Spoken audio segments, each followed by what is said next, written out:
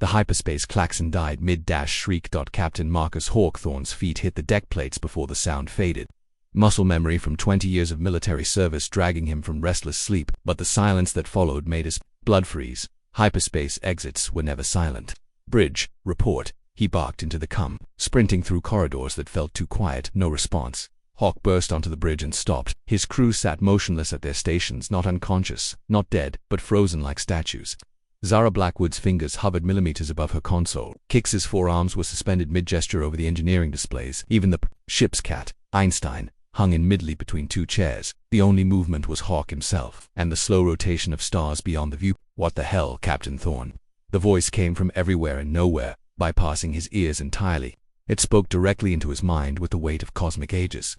You have been selected. Hawk spun toward the main screen, hand moving to his sidearm. The display showed nothing but star fields and weight. One star pulsed differently than the others, brighter wrong somehow, as if it were closer than it should be. As he watched, it detached itself from the background and drifted toward them with impossible grace. Not a star, a ship, but calling it a ship was like calling a hurricane a gentle breeze. The vessel stretched across kilometers of space, its hull, crafted from materials that seemed to bend light around themselves. Geometric patterns covered its surface, not decorations, but mathematical equations written in pure energy.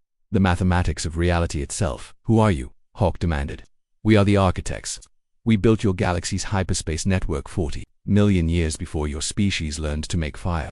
The voice carried amused patience, like an adult explaining color to a child. We have been watching humanity's expansion with interest. The frozen crew meant this entity could stop time itself, or at least Hawk's perception of it. Either way, he was completely outclassed. What do you want? To offer you a choice, Captain. In approximately 6 hours, your species will face extinction. We have decided to intervene, but only once, and only through a single representative. The main screen shifted, showing a tactical display of local space. 3 solar systems appeared in holographic detail, each marked with different colored indicators. The hegemony Galactic Empire has developed a weapon capable of igniting stars. They call it Project Daybreak. The device can trigger premature stellar collapse, turning any star into a supernova on command. Hawk's throat went dry. A star-killer weapon, precisely. They tested it 6 days ago on an uninhabited system. The test succeeded beyond their expectations. The weapon works flawlessly. The display zoomed in on one of the systems, a red dwarf surrounded by orbital habitats. In 6 hours, they will demonstrate Project Daybreak on the Kepler system. 12 billion inhabitants will have approximately 8 minutes to comprehend their extinction before the shockwave reaches them. Why tell me this? Why not stop them yourself? We are forbidden from direct intervention in younger species affairs. The Galactic Concordata Treaty signed by 17 advanced civilizations us from simply erasing threats, but we can provide assistance to individuals who demonstrate sufficient ... potential. The screen changed again, showing 3 distinct images. Asterisk 3 paths lie before humanity. Captain Thorne, 3 possible futures. You must choose which one your species will experience. The first image showed Earth and dozens of human colonies burning in stellar fire. Path 1. We do nothing. The hegemony uses Project Daybreak to eliminate all opposition. Humanity becomes extinct within 72 hours.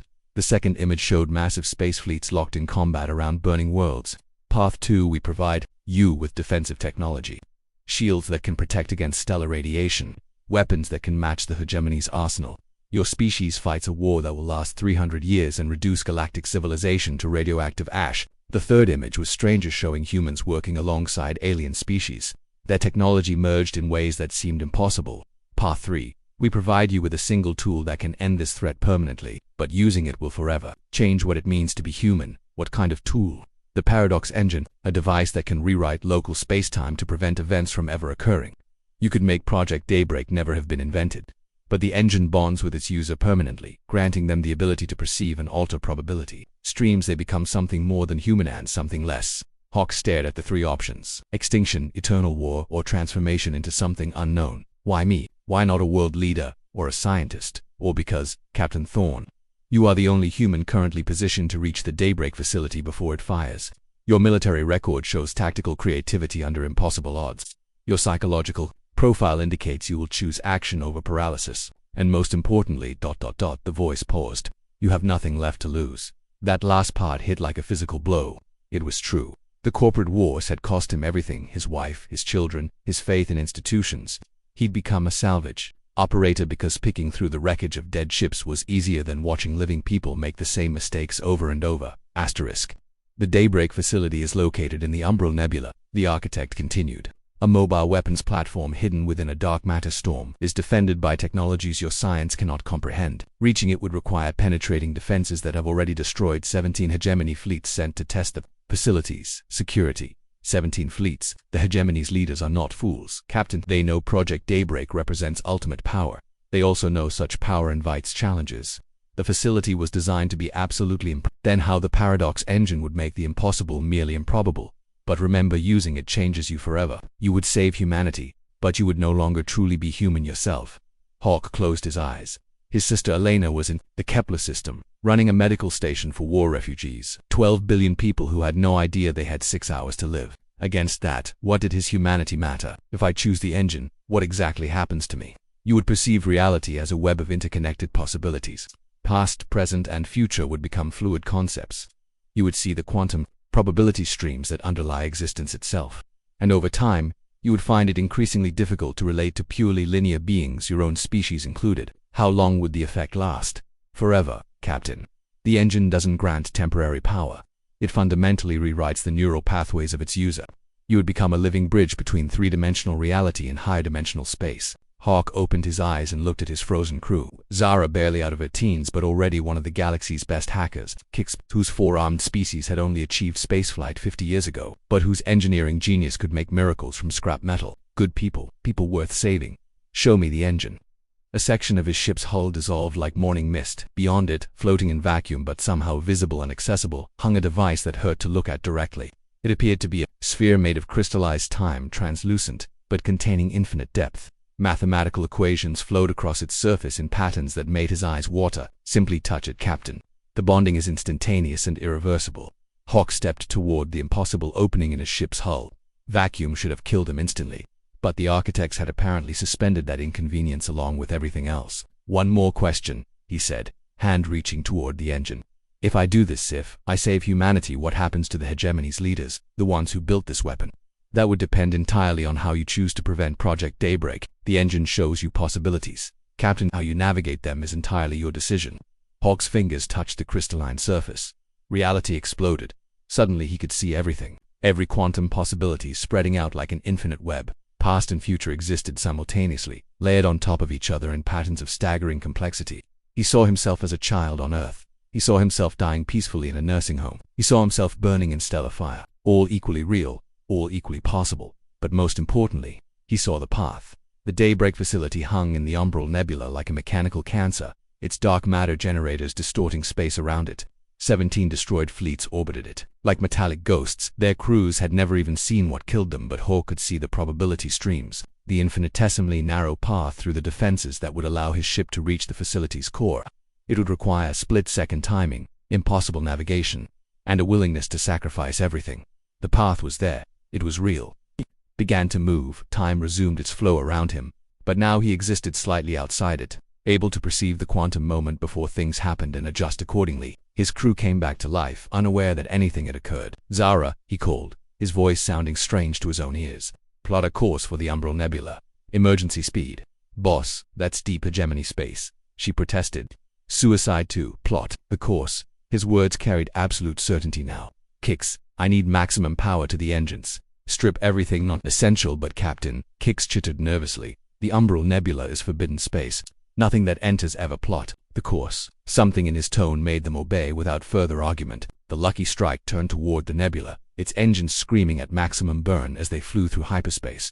Hawk began to see deeper into the probability web. He could perceive the exact moment Project Daybreak would fire. Could see the Kepler stars collapse beginning at the quantum level. Could watch 12 billion people going about their daily lives, unaware they had hours to live, but he could also see the path to prevent it. Asterix, the Umbral Nebula appeared on their sensors like a wound in space itself. Dark matter storms created sensor shadows that confused instruments and drove navigators insane. No wonder the hegemony had hidden their ultimate weapon here. Sensors are going crazy, Zara reported. I can't get a clear reading on anything. That's fine, Hawk replied, his perception now extending far beyond the ship's instruments. I can see where we need to go.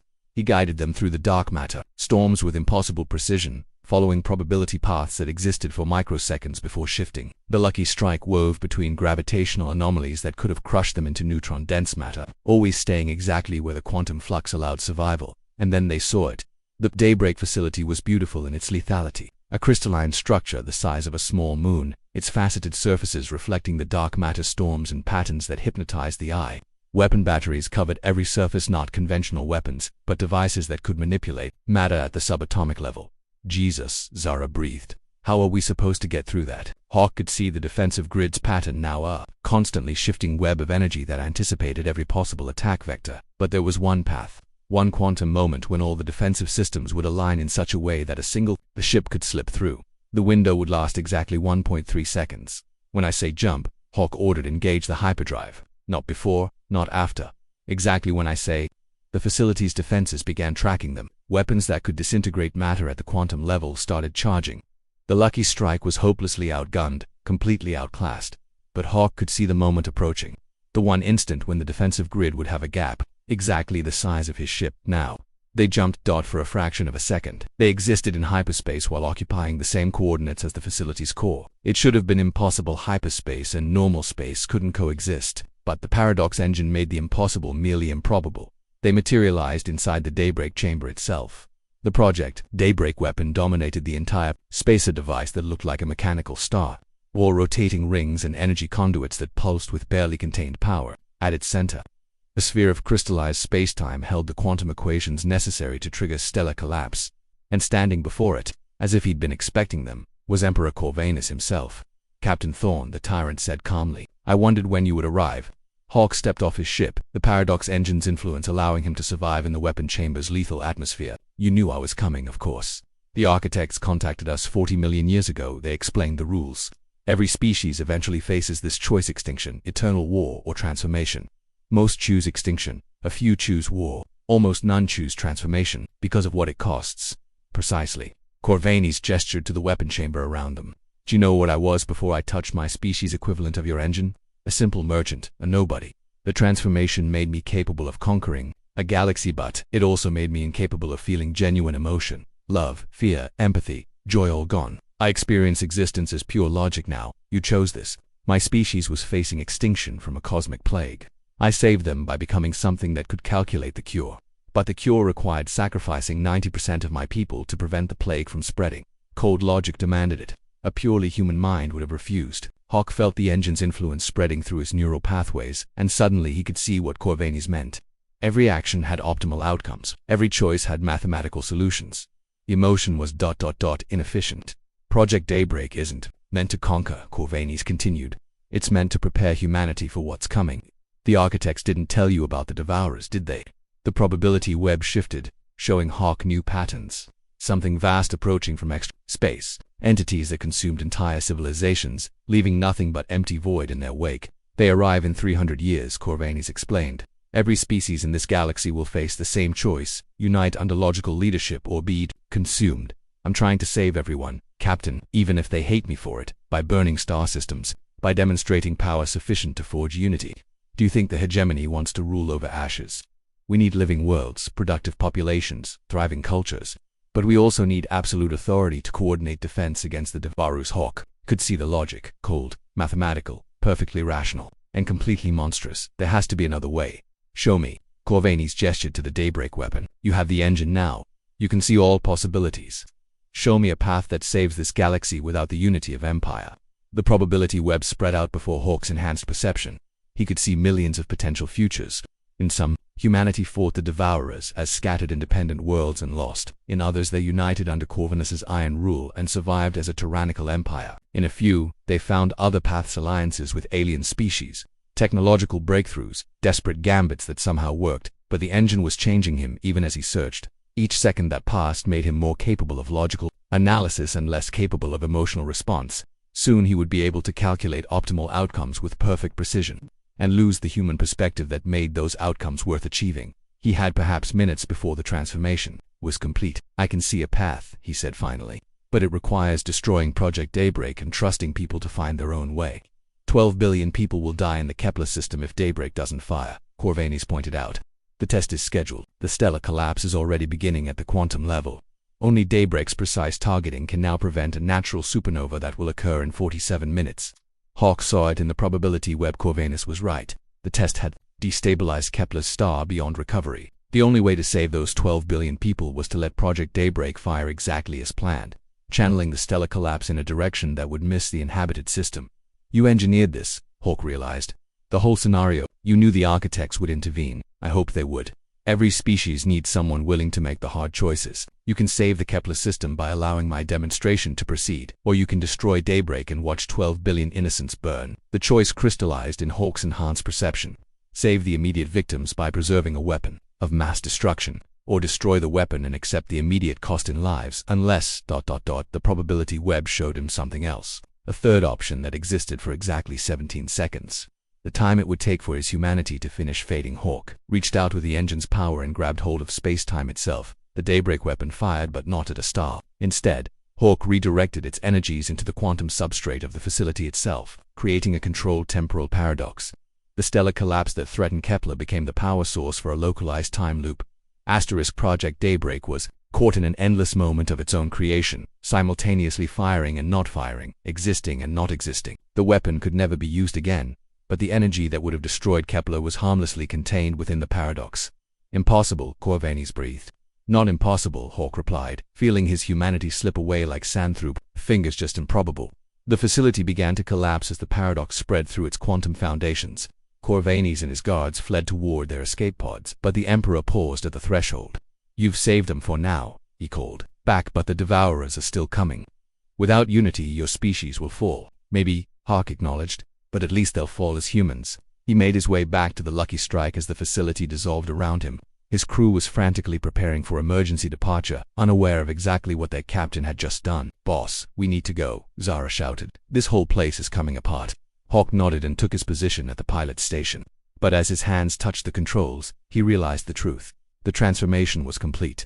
He could pilot them. To safety, he could see every quantum path through the collapsing facility, but he would never again experience the simple joy of flying. He was no longer human. But humanity would remain human. The Lucky Strike escaped the Umbral Nebula just as the temporal paradox collapsed, taking the facility and Project Daybreak with it. Emergency broadcasts filled all frequencies as the hegemony's military commanders tried to understand what had happened to their ultimate weapon. Where to now, boss? Zara asked as they cleared the nebula's edge. Hawk looked at the star charts with his enhanced perception, seeing probability paths spreading out like an infinite web. Somewhere in that web, the Devourers were still approaching. Somewhere, humanity would have to find its own way to survive. Somewhere, the choices made today would ripple forward through centuries. Earth, he said simply, time to go home. As the Lucky Strike jumped to hyperspace, a message reached every human settlement simultaneously. Not a broadcast, something deeper. A quantum transmission that bypassed technology entirely and spoke directly to human consciousness. People of Earth and the colonies. The message began, carrying Hawk's voice, but somehow more than his voice. This is Captain Marcus Thorne.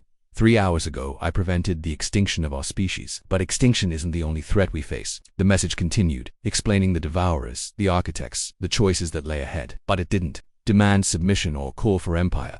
Instead, it offered something simpler and infinitely more dangerous. I've seen the future, Hawk's enhanced voice concluded. All possible futures, and in the ones where we survive, really survive, not just as another tyrannical empire, we do it by remaining human, by choosing cooperation over domination, by trusting each other instead of surrendering to fear. The universe is vast and dangerous, and we are small and fragile. But we're also something that empires and machines and cosmic entities can never truly understand. We're human, and that's exactly what we need to be. The message ended, leaving humanity alone with its choices. Aboard the Lucky Strike, Captain Marcus Hawkthorne sat in his command chair and watched the stars stream past in hyperspace. He could see every possible future now, every path his species might take. Most led to destruction. Some led to survival at terrible cost. But just a few led to something greater, something worth the price he'd paid. His crew worked around him, unaware that their captain was no longer exactly what he appeared to be, and perhaps that was as it should be. He'd given up his humanity so they could keep theirs. The stars called, and somewhere among them the future waited to be written. End of transmission. Dr. Sarah Kim paused her research as an anomalous energy reading flickered across her sensors. The Deep Space Monitoring Station had detected something extraordinary. Quantum signature unlike anything in their databases. Director, she called to her supervisor. I'm reading massive gravitational distortions at the edge of the system. Something's coming out of hyperspace, but the energy signatures are ... impossible. The main screen shifted to show external cameras. A ship materialized from hyperspace, but not just any ship. This vessel moved like liquid metal, its hull shifting and flowing as if it were alive. Equation streams flowed across its surface in patterns of pure mathematics. "My God," the director whispered. "What is that thing?" A transmission arrived on all frequencies simultaneously. The voice was calm, measured, tinged with infinite sadness. "Greetings, people of Earth. This is Captain Marcus Thorne of the transformed vessel Lucky Strike. I'm transmitting a warning that couldn't wait for normal channels." On the screen, the impossible ship rotated slowly, revealing hull modifications that seemed to bend space around themselves. "The Devourers have accelerated their timeline. They arrive not in 3 centuries, but in 30 years. Humanity needs to prepare. I'll be broadcasting detailed intelligence to all human worlds, along with technological specifications that might help in the coming war." Dr. Kim stared at the readings. The ship's power output rivaled a small star. Whatever Captain Thorne had become, he was no longer entirely human. "But remember," the transmission continued, "whatever we become in the fight ahead, we must remain human where it matters, in our hearts, in our choices, in our refusal to sacrifice our souls for survival." The transformed ship began to fade, not jumping to hyperspace but simply becoming translucent, existing partially in higher dimensions. "I'll be watching, helping where I can, but the future belongs to you now. Make it worthy of the price we've all paid." The transmission ended. The ship vanished completely, leaving only quantum echoes and the knowledge that humanity's greatest protector was also its most alien guardian. Dr. Kim began typing her report, wondering how to explain that their species' salvation had come at the cost of their savior's humanity. Somewhere in the space between dimensions, Marcus Hawkthorne continued his eternal watch, no longer human but still, somehow humane. The war for the galaxy's future had already begun. Welcome, traveler. We're glad you're here. Every story you hear is made with care and passion. If you enjoy it, please like, subscribe, and check out the other adventures waiting for you on our channel. Your support means the world. Thank you. We hope you enjoy the story. Humanity Galactic Frontiers, all rights reserved. This video and its contents are protected under international copyright law. Any unauthorized copying, distribution, or re-uploading is strictly prohibited without written permission. If you enjoyed this journey, please like the video and subscribe for more stories from the edge of the galaxy. Thanks for watching and stay curious out there among the stars.